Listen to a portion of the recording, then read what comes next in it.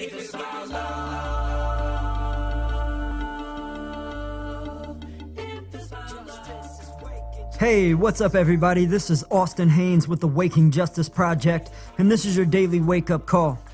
Here's what the Corporatocracy is up to today, November 20th, 2019. You can visit our website at wakingjustice.org for more details. Here are the headlines.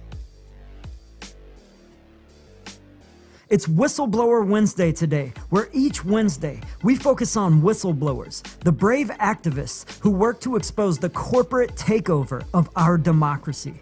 Some of the most important patriots in U.S. history were whistleblowers. In fact, the U.S. was practically founded by whistleblowers. For a brief history about whistleblower activism, you can check out the first episode of Whistleblower Wednesday in our October 2nd podcast. Today, we spotlight whistleblower Peter Buxtun. Most folks have probably never heard of Buxton, but no other whistleblower in U.S. history has shown more light on the black hole of medical ethics in the medical research industry. Indeed, Buxton exposes the most notorious medical research scandal in U.S. history. And further, Buxton's revelations reveal an even deeper concern for all of us, the shadow side in each of us humans that we all prefer to ignore. So we'll learn a lot about medical ethics today, and more broadly, we'll see how the whistleblower activist is such a very rare breed. And why, especially in this age of state corporatocracy, the whistleblower plays such a crucial role in society in protecting us humans from ourselves. So buckle up, y'all, and get ready for a jaw-dropping ride over to humanity's dark side. At first glance, it seems that Peter Buxtun was given an ordinary American life. He grew up on a ranch in Oregon, graduated from high school, went to college, and got himself a college degree. In 1965, while doing graduate work, he took on a job to help make ends meet. The new job was in San Francisco, doing social work for the Public Health Service, or PHS. He was hired to track folks who had been infected with the STD syphilis. The job was supposed to make sure that they got treatment and got well so they wouldn't spread the disease. One day at work, he heard coworkers talking about a PHS study on STDs.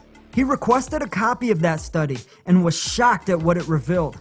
About 30 years prior, in 1932, PHS had begun a study of men infected with syphilis, and the research was still going on. The study was following about 600 men, 400 who had syphilis and another 200 who were unaffected. About 10 years after the study began, it was discovered that penicillin could heal the disease. But for the next 30 years, the participants of the study were never given the cure. For 40 years, researchers monitored the long-term effects of syphilis on the 400 untreated men. The progression of the disease is painful and tragic. Blindness, heart injury, insanity, and finally, death.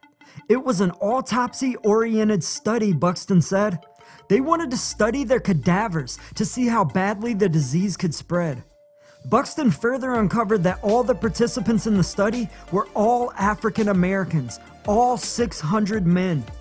We should note at this point that Buxton was a Jewish immigrant. His family had fled Nazi Germany, migrating to the US when he was just an infant. The study reminded him of the cruel experiments the Nazi doctors had performed on Jews and other people of non-Aryan descent. Buxton wrote up his concerns on the study, including the fact that all victims were black, and his complaint was sent to the head of the study, Dr. John Charles Cutler.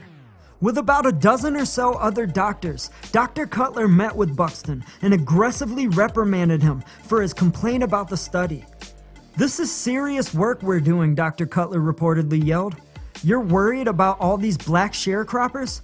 It's something that they're doing as volunteers," Cutler said. Buxton reminded Dr. Cutler that, quote, "the volunteers had been persuaded. They'd been lied to and told they had a rare blood disease and persuaded with free food to participate." But long story short, Dr. Cutler buried the complaint, and after repeated failed attempts in 1972, Buxton brought his evidence to the Associated Press. The AP published the story with a headline that read, "Syphilis victims in U.S. study went untreated for 40 years." It blew the whole story wide open, Buxton said. Not only was the image of the trusted American doctor shattered, but it stoked the worst fears of black Americans, of the nightmarish depths of the structural racism in the US. But this sordid story doesn't end there.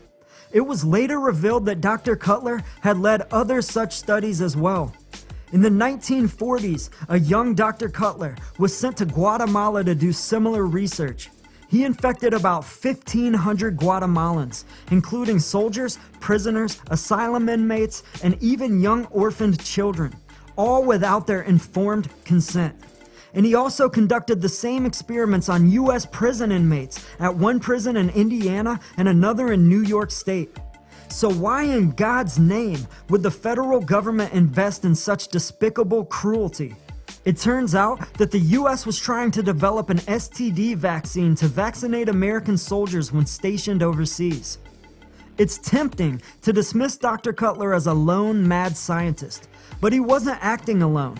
Far from it.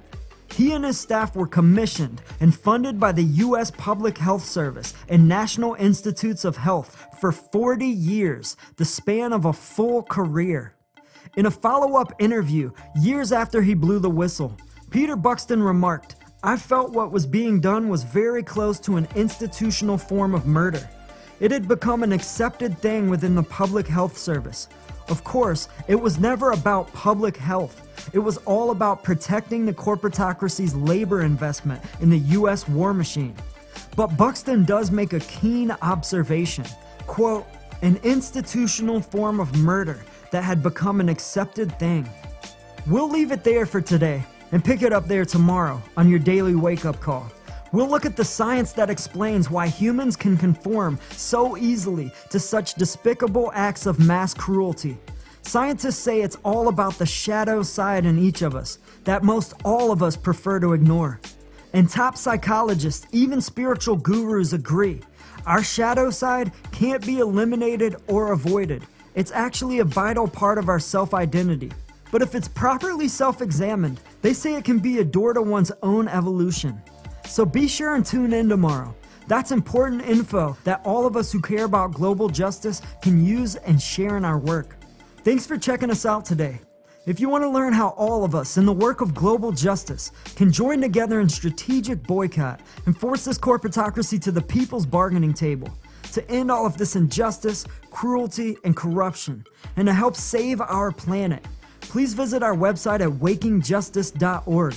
You can check out our About page and listen to our first podcast. And if you want to get involved, please fill out the Join Us form at the top right of the page. Or you can email us at info@wakingjustice.org. We'd love to hear from you. We're running out of time, y'all. Join us.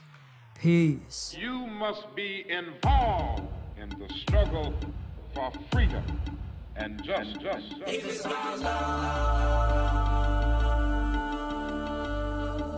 if it's about justice is waking, justice is rising, justice is waking, justice is rising, if it's about love, justice is rising, and it ain't just us, it's all of us. If it's justice is waking, justice is rising, and it ain't just us, it's all of us. If it's about love, may every soul unite, tend the fire and let old coals relight.